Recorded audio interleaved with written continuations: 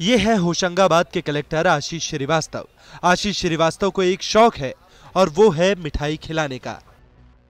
लिहाजा जन सुनवाई में जो आता है उसे कलेक्टर साहब मिठाई खिलाते हैं, लेकिन यह मिठाई उनके लिए जी का जंजाल बन रहा है। दरअसल जन सुनवाई में कुछ लोग ऐसे भी आ रहे हैं जिनके घर कोई अप्रिय घटना हो गई है। ऐसे में भला मिठाई किसको अच्छा लगेगा।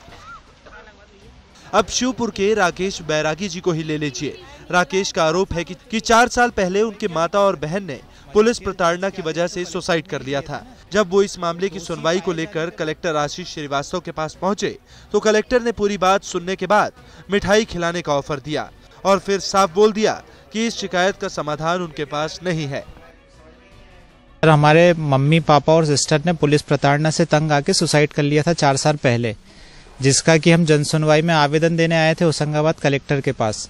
तो उनको जब आवेदन दिया तो पढ़ने के बाद वो कहते हैं कि हम कुछ नहीं कर सकते और आप मिठाई खाइए।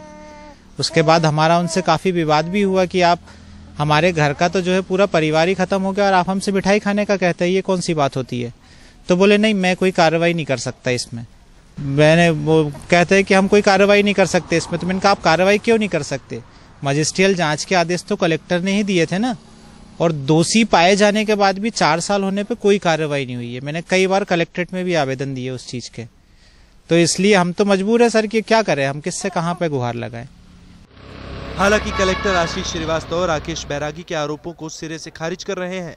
कलेक्टर की माने तो उन्होंने फरियादी की शिकायत को दूर करने का पूरा भरोसा दिया है। वो भी इसी तरह की व्यवस्था का एक अंग था कि वो केवल उनके लिए नहीं था, सभी के लिए ये आयोजन रखा गया था कि भाई जो व्यक्ति आता है तो कम से कम अपनी बात वो तरीके से, सम्मानपूर्वक तरीके से कह सके और उसकी सुनवाई जो है वो सही तरीके से हो सके, ताकि बात समझ में आए और क्या करना है ये निर्णय लिया जा सके।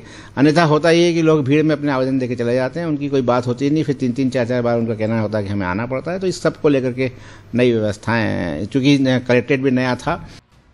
बहरहाल अब अफसर और फरियादी के बीच क्या बात हुई ये तो कोई नहीं जानता, लेकिन कलेक्टर साहब का मिठाई खिलाने की आदत उनके लिए मुसीबत जरूर बन सकती है। होशंगाबाद से जितेंद्र वर्मा की रिपोर्ट।